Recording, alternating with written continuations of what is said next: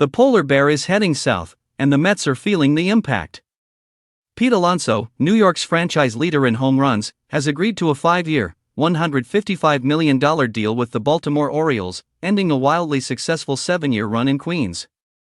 Just last offseason, Alonso tested free agency but returned after failing to land a long-term deal.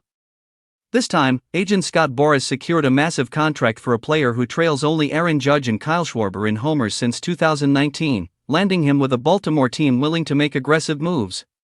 For the Mets, Alonso's departure follows closely on the heels of longtime closer Edwin Díaz signing with the Dodgers and the trade of Brandon Nimmo to the Rangers in November.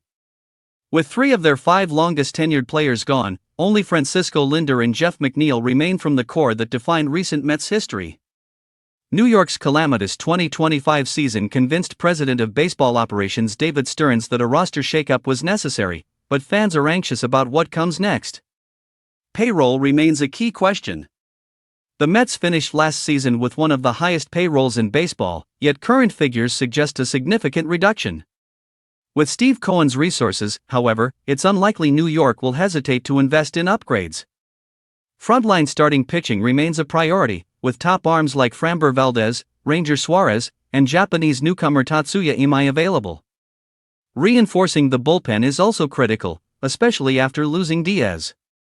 Position players like Kyle Tucker and Alex Bregman are potential targets, though replacing Alonso's power won't be simple.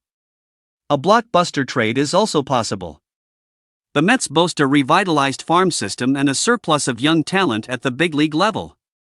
Infielders like Mark Vientos, Brett Baty, Luisangel Acuna, and Ronnie Mauricio, along with rookie pitchers Nolan McLean, Jonah Tong, and Brandon Sproat, give Stearns leverage to pursue impact pieces if he chooses. Center field remains a puzzle. Tyrone Taylor and McNeil may fill roles, but neither presents a long-term answer.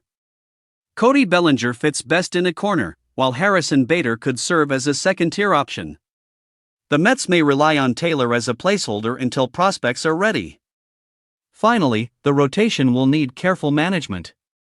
Veterans like Sean Manaea, Kodai Senga, David Peterson, and Clay Holmes struggled down the stretch in 2025. Rookie Nolan McLean emerges as the early opening day candidate, but adding a veteran arm through trade or free agency could help stabilize the rotation. New York's offseason decisions will define whether the Mets can recover from a chaotic 2025 and position themselves as contenders for 2026.